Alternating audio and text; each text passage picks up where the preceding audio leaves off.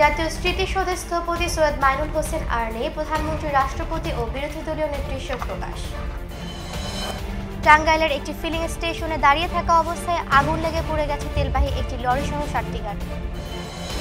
বিনা টিকিটে মেট্রো রেলে চড়লে ভাড়া 10 গুণ জরিমানা, অনাদায়ে 6 মাসের কারাদণ্ডে বিধান রেখে মেট্রো রেলের আইনের খসড়া অনুমোদন।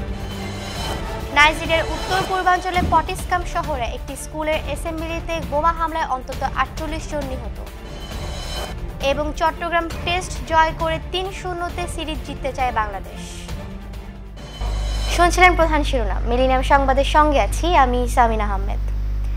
বিশ্বজুড়ে বাংলা এই স্লোগানকে বুকে ধারণ করে মিলেনিয়াম টিভি ইউএসএ যাত্রা শুরু করে।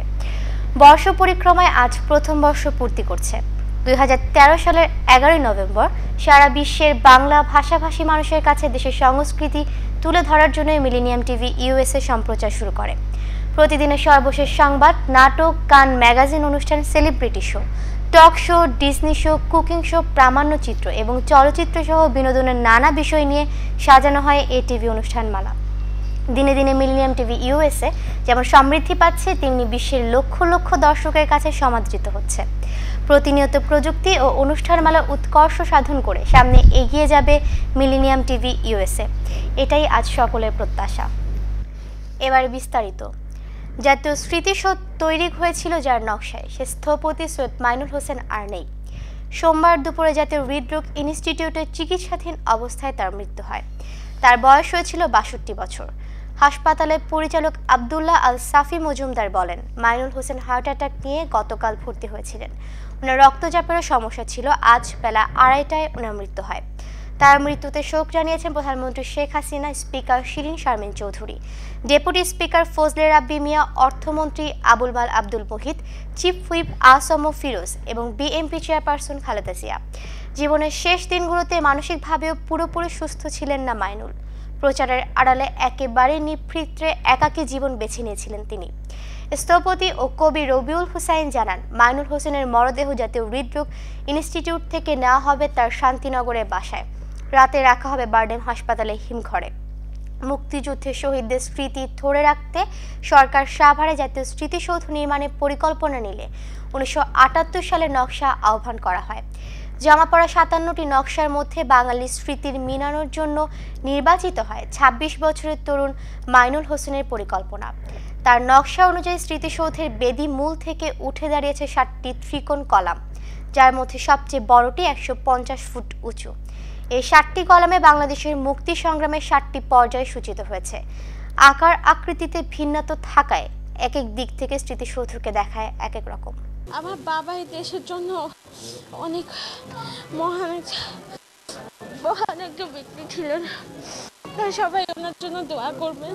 ওনার বোন আর মেয়ের আসার টাইমিং এর উপরে আমরা ডিসিশনটা নিব যে ওনার মানে জানাজা এবং মানে কবর দেওয়াটা কখন হবে। বর্ধমান বিস্ফোরণে জঙ্গি সম্পৃক্ততা খতিয়ে দেখতে ভারতীয় জাতীয় গোয়েন্দা সংস্থার একটি প্রতিনিধি দল শীঘ্রই বাংলাদেশে আসছে। তাদের আসার ব্যাপারে ভারত সরকার চিঠি দেওয়ার পর বাংলাদেশে এই বিষয়ে সব ধরনের সহযোগিতার আশ্বাস দিয়েছে। সচিবালয়ের নিজ কার্যালয়ে সাংবাদিকদের সঙ্গে আলাপকালে স্বরাষ্ট্র প্রতিমন্ত্রী আসাদুজ্জামান খান কামাল এসব কথা জানান। স্বরাষ্ট্রমন্ত্রী বলেন, ভারতীয় প্রতিনিধি দল বাংলাদেশে আসার জন্য অনুমতি চেয়ে চিঠি দেন। পররাষ্ট্র মন্ত্রণালয়ের মাধ্যমে এ চিঠি দেওয়া হয়েছে। রোববার হাই কমিশনার ফোন করেছিলেন। নীতিগতভাবে তাদের সহযোগিতা করার জন্য বলা হয়েছে। তাদের সব ধরনের সহযোগিতা করা হবে। তাদের আইজিও আসছেন, যে সে জায়গায় সহযোগিতা চাইবেন দেব। তিনি জানান, পররাষ্ট্র মন্ত্রণালয়কে চিঠি দিয়েছে, স্বরাষ্ট্র মন্ত্রণালয় এখনও চিঠি পায়নি। গত ২ অক্টোবর বর্ধমানে সংগঠিত বোমা বিস্ফোরণে ২ জন বাংলা ভাষাভাষী লোক জড়িত বলে সন্দেহ করা হয়। এরপর পশ্চিমবঙ্গ সরকার তদন্তের ভার দেয় রাজ্যের সিআইডি পুলিশের হাতে। তখন থেকে সিআইডি তদন্ত শুরু করে। এরই মধ্যে কেন্দ্র থেকে তদন্তের দায়িত্ব এনআইএর কাছে অর্পণের উদ্যোগ নেয় ভারত। গত ৬ অক্টোবর ভারতের দৈনিক টাইমস অফ ইন্ডিয়া প্রচার করে, বর্ধমানে বোমা বিস্ফোরণে বাংলাদেশি জঙ্গি জড়িত। এর পরিপ্রেক্ষিতে ভারতের কাছে বাংলাদেশি জঙ্গি সম্পৃক্ততার তথ্য চায় বাংলাদেশ, তবে দীর্ঘদিনেও তথ্য দেয়নি তারা। অবশেষে বাংলাদেশি জঙ্গি সম্পৃক্ততার খোঁজ করতে আসার ব্যাপারে আনুষ্ঠানিক চিঠি দেয় ভারত সরকার। করবে আমাদের দেশের লোক সেগুলি মানবে না, করতে দিবে না। আমাদের শুধু প্রশাসন না, আমাদের দেশের লোকও আমাদের এগুলি করতে দেয় না এবং এগুলি করার কোনো সুযোগও তাদের দেয় না। ফিটনেসবিহীন গাড়ি চলাচল বন্ধে মঙ্গলবার ও রাজধানী ঢাকা সহ সারা দেশে চলছে বাংলাদেশ সড়ক পরিবহন কর্তৃপক্ষ BRTA এর বিশেষ অভিযান। সোমবার থেকে শুরু হয়েছে এই অভিযান। প্রথম দিনে রাজধানীর 3টে স্পটে ফিটনেসবিহীন যানবাহন, অবৈধ ড্রাইভিং লাইসেন্স নিয়ে গাড়ি চালানো সহ মোটরযান আইন পরিপন্থী বিভিন্ন কারণ দেখিয়ে বিপুল অঙ্কের টাকা জরিমানা করেন ভ্রাম্যমাণ আদালত। তবে অভিযানের কারণে সড়কে হঠাৎ করে গণপরিবহন চলাচল কমে যাওয়ায় চরম জনদুর্ভোগ শুরু হয়। অনেকে BRTA প্রতি ক্ষোভ প্রকাশ করেন। এদিকে সড়ক পরিবহন ও সেতু মন্ত্রী ওবায়দুল কাদের জনসাধারণের প্রতি অনুরোধ জানিয়েছেন, একটু কষ্ট হলেও তারা যেন তা সহ্য করে নেন। বহুল আকাঙ্ক্ষিত পদ্মা বহুমুখী সেতু প্রকল্পের নদী শাসনের কাজের জন্য ঠিকাদারি প্রতিষ্ঠান চায়না সিনো হাইড্রো কর্পোরেশনের সঙ্গে চুক্তি স্বাক্ষর হয়েছে গতকাল সন্ধ্যা ৭টায়। চীনমৈত্রী সম্মেলন কেন্দ্রে এই চুক্তি স্বাক্ষর অনুষ্ঠিত হয়। প্রায় ৮,৭৭৮ কোটি টাকা ব্যয়ে পদ্মা সেতু প্রকল্পে নদী শাসনের কাজ করবে চীনের এই কোম্পানিটি। ঢাকা চট্টগ্রাম মহাসড়কের 4 লেন প্রকল্পের কাজও করেছে এই প্রতিষ্ঠানটি। তবে তাদের পারফরমেন্স ভালো নয় বলে একাধিকবার সড়ক বিভাগে তা নিয়ে বৈঠক করা হয়। কিন্তু সর্বনিম্ন দরদাতা হিসেবে পদ্মা সেতু প্রকল্পের নদী শাসনের কাজ চায়না সিনো হাইড্রো কর্পোরেশনকে দেওয়া হয়েছে। টাঙ্গাইলের নাটিয়াপাড়া এলাকায় একটি ফিলিং স্টেশনে দাঁড়িয়ে থাকা অবস্থায় আগুন লেগে পুড়ে গেছে তেলবাহী একটি লরি সহ 7টি গাড়ি। সকাল 9:30টার দিকে নাহিয়ান ফিলিং স্টেশনে এই ঘটনার পর ঢাকা টাঙ্গাইল মহাসড়ক প্রায় 1 ঘন্টা যান চলাচল বন্ধ থাকে। টাঙ্গাইলের ফায়ার সার্ভিস ও সিভিল ডিফেন্সের উপপরিচালক আবু জাফর জানান, মেঘনা অয়েল কোম্পানির তেল ভর্তি লরিটি ফিলিং স্টেশনে দাঁড়িয়ে থাকা অবস্থায় পেছন থেকে আরেকটি গাড়ি ধাক্কা দিলে লরির গ্যাস সিলিন্ডার বিস্ফোরিত হয়ে আগুন ধরে যায়। এ সময় সেখানে থেমে থাকা অপর একটি কাভার্ড ভ্যান, দিবা পরিবহনের একটি বাস ও 4টি ট্রাকেও আগুন ছড়িয়ে পড়ে। খবর পেয়ে ফায়ার সার্ভিসের 6টি ইউনিট ঘটনাস্থলে পৌঁছে প্রায় 1 ঘন্টার চেষ্টায় সকাল 10:30টার দিকে আগুন নিয়ন্ত্রণে আনে। টাঙ্গাইল ফায়ার সার্ভিস ও সিভিল ডিফেন্সের উপপরিচালক আবু জাফর জানান, দ্রুত আগুন নিয়ন্ত্রণে আনায় বড় দুর্ঘটনা এড়ানো গেছে। কেউ হতাহত হয়নি। আগুনের তেলের লরিটি ছাড়াও কাভার্ড ভ্যান ও বাস সম্পূর্ণ পুড়ে গেছে। এছাড়া 4টি ট্রাক আংশিক পুড়েছে। মেঘনা অয়েল কোম্পানির লরিটিতে 9,000 লিটার তেল ছিল বলে ঘটনাস্থল থেকে জানান traffic police sergeant Jamal Hossain. বিনা টিকিটে মেট্রো রেলে চড়লে ভাড়া 10 গুণ জরিমানা, অনাদায়ে 6 মাসের কারাদণ্ডের বিধান রেখে মেট্রো রেল আইনের খসড়া অনুমোদন করেছে সরকার। সোমবার প্রধানমন্ত্রী শেখ হাসিনার সভাপতিত্বে মন্ত্রিসভার বৈঠকে মেট্রো রেল আইন 2014 এর খসড়ায় চূড়ান্ত অনুমোদন দেওয়া হয়। বৈঠক শেষে মন্ত্রিপরিষদ সচিব মোশাররফ হোসেন ভূঁইয়া সাংবাদিকদের জানান, এই আইনে ভূমি অধিগ্রহণের জন্য বিশেষ বিধান রাখা হয়েছে। সরকারের অগ্রাধিকারমূলক প্রকল্প পরিচালিত হবে সরকারি ম্যাস ট্রানজিট কোম্পানি লিমিটেডের মাধ্যমে। এর নিয়ন্ত্রণ থাকবে ঢাকা পরিবহন সমন্বয় কর্তৃপক্ষের হাতে। ভবিষ্যতে এ ধরনের আরও প্রকল্প হাতে নেওয়া হলে তা এই আইনের আওতায় আসবে বলেও জানান তিনি। ভবিষ্যতে অন্য কোনো কোম্পানি মেট্রো রেল পরিচালনা করতে চাইলে লাইসেন্স নিতে হবে। ডিটিসি এর নির্বাহী পরিচালক নেতৃত্বে একটি কমিটি এ লাইসেন্স দেবে। তবে সম্পূর্ণ সরকারি প্রতিষ্ঠান হলে লাইসেন্স ফি দিতে হবে না।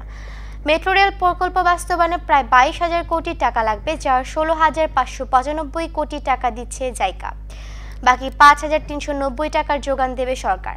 আগামী 2019 সালের মধ্যে উত্তরা তৃতীয় প্রকল্প থেকে আগারগাঁও পর্যন্ত বাণিজ্যিকভাবে মেট্রো রেল চালুর পরিকল্পনার কথা ইতিমধ্যে জানিয়েছেন সড়ক পরিবহন মন্ত্রী ওবায়দুল কাদের।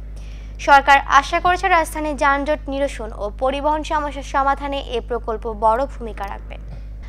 যুদ্ধাপরাধীদের ফাঁসির রায় দ্রুত কার্যকর ও সন্ত্রাস ও জঙ্গিবাদ মুক্ত দেশ করার আহ্বানের মধ্য দিয়ে সাতক্ষীরা যুবলীগের 42তম প্রতিষ্ঠা বার্ষিকী পালিত হয়েছে।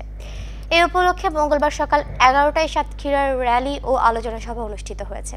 শহরের শহীদ আব্দুর রাজ্জাক পার্ক থেকে বর্ণাঢ্য র্যালি বের হয়ে শহরে গুরুত্বপূর্ণ সড়ক প্রদক্ষিণ করে একই স্থানে এক আলোচনা সভা অনুষ্ঠিত হয়।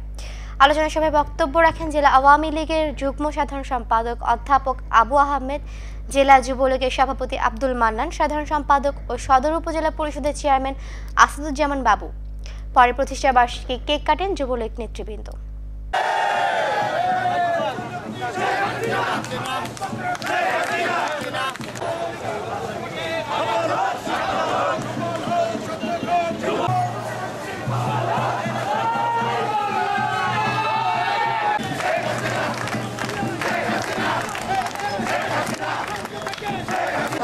আসসালামু আলাইকুম। আজকের এই অনুষ্ঠানের আপনাদের সামনে বক্তব্য রাখছেন অনুষ্ঠানের সম্মানীয় সভাপতি উপস্থিত আছেন যে নেতা ছিলেন আওয়ামী লীগের সভাপতি আজকে বঙ্গবন্ধু শেখ মুজিবুর উপস্থিত আছেন বাংলাদেশ থেকে বিচ্ছিন্ন একটা অংশ আজকে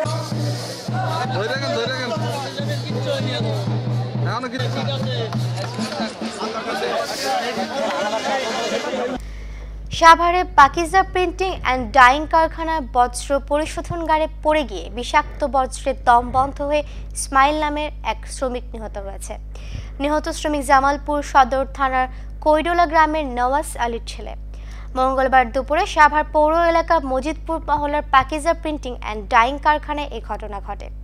কারখানার একাধিক শ্রমিক জানান, মঙ্গলবার দুপুরে পাকিজা প্রিন্টিং ও ডাইং কারখানার বজ্র পরিশোধনাগারে বিভিন্ন ময়লা আবর্জনা ফেলানোর কাজ করছিলেন ইসমাইল।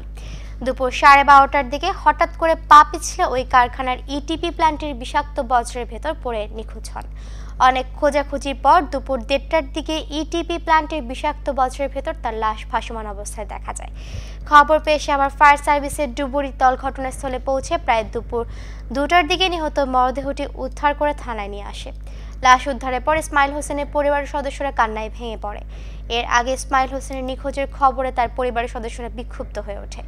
এক পর্যায়ে তারা কারখানা ঢুকতে না পেরে গেট ভাঙার চেষ্টা করে। পরে কারখানা কর্তৃপক্ষ ও সাভার থানা পুলিশের হস্তক্ষেপে পরিস্থিতি স্বাভাবিক হয়।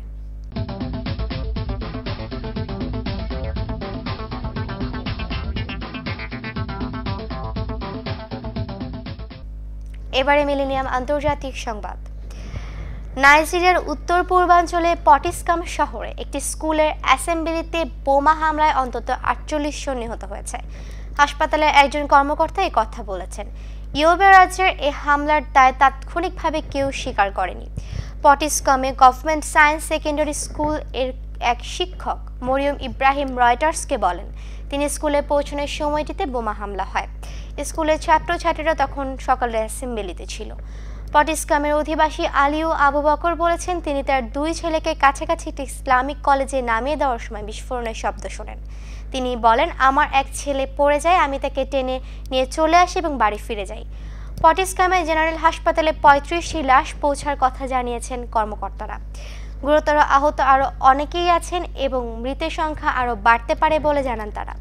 নাইজেরিয়ার বোকো হারাম জঙ্গি গোষ্ঠী বিভিন্ন স্কুল লক্ষ্য করে হামলা চালানো সহ ছাত্রছাত্রীদেরকে অপহরণ করার মতো তৎপরতা চালিয়ে আসছে।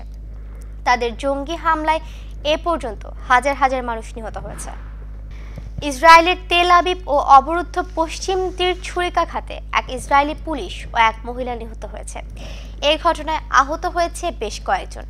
গত বুধবার পবিত্র আল আকসা মসজিদে পুলিশের অভিযানের প্রতিক্রিয়ায় এই হামলার ঘটনা ঘটে থাকতে পারে বলে ধারণা করা হচ্ছে। ইসরায়েলি পুলিশ জানায় সোমবার সন্ধ্যায় অবরুদ্ধ পশ্চিম তীরে এক ফিলিস্তিনের ছুরিকাঘাতে 3 ইসরায়েলি নিহত হয়। এ সময় ইসরায়েলি পুলিশ ওই হামলাকারীকে গুলি করে নিহত করে। ওই হামলায় 25 বছর বয়সী এক ইসরায়েলি মহিলা নিহত হয়েছে। আহত অপর দুজনকে হাসপাতালে ভর্তি করা হয়েছে। ইসরায়েলি পুলিশের মুখপাত্র লুবা সামরি বলেন, অ্যালন স্যাবোথ নামের এক বসতি এলাকার প্রবেশপথে হঠাৎ করে একটি গাড়ি এসে থামে।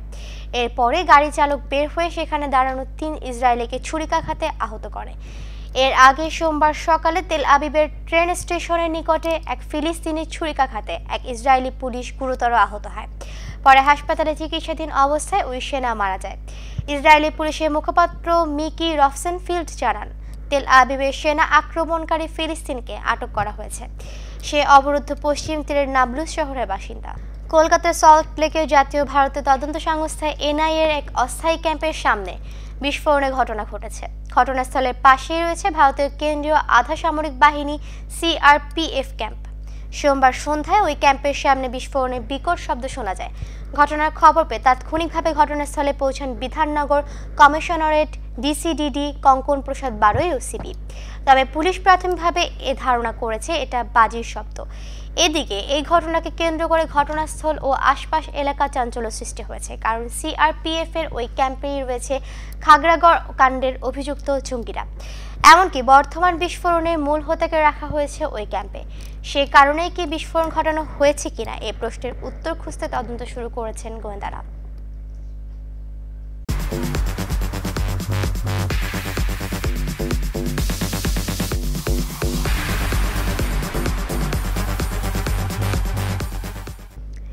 এবার মিলেনিয়াম খেলার সংবাদ।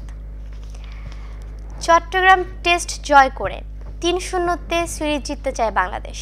ম্যাচের আগে আনুষ্ঠানিক সংবাদ সম্মেলনে এই কথা জানান টাইগার অধিনায়ক মুশফিকুর রহিম। তবে জয় পাওয়াটা সহজ হবে না বলে মন্তব্য করেন তিনি, কেননা গেল 3 সপ্তাহ ধরে বাংলাদেশে থাকায় কন্ডিশনের সঙ্গে অনেকটাই মানিয়ে নিয়েছে জিম্বাবুয়ে। তাই নিজেদের সেরাটা দিতে চায় টাইগাররা। মুশফিকুর রহিম বলেন, শেষ 2টা টেস্ট আমরা যেভাবে জিতেছি তার চেয়ে কঠিন হবে লাস্ট টেস্টটি। ওরা গত 3 সপ্তাহ ধরে এখানে রয়েছে, আমাদের কন্ডিশনে ভালো মতোই মানিয়ে নিয়েছে। এছাড়া আমরাও যেহেতু টেস্ট খুব একটা খেলি না, তাই প্রতিটা টেস্টে নতুন করে শুরু করতে হবে এবং অনেক কিছুই প্রমাণের সুযোগ থাকবে। তিনি আরও বলেন, আমার খেলোয়াড়রা মানসিক ও শারীরিকভাবে এই ম্যাচের জন্য পুরোপুরি প্রস্তুত আছে। আমরা আমাদের সামর্থ্য অনুযায়ী সর্বোচ্চ দিয়ে ওদেরকে হোয়াইট ওয়াশ করতে চাই। এরকম সুযোগ প্রতিবার আসবে না, তাই ওয়ানডের আগে সব ম্যাচ জিতে আমরা মানসিকভাবে এগিয়ে যেতে চাই। আসলে ট্যাংরাখালী হাই স্কুল মাঠে প্রমিলা ফুটবল প্রতিযোগিতা অনুষ্ঠিত হয়েছে সোমবার বিকেলে। প্রমিলা সংবাদ শেষ করছি। সংবাদ শেষ করার আগে শিরোনামগুলো আরো একবার। জাতীয় স্মৃতিসৌধের স্থপতি সৈয়দ মাইনুল হোসেন আর নেই, প্রধানমন্ত্রী, রাষ্ট্রপতি ও বিরোধী দলীয় নেত্রীর শোক প্রকাশ।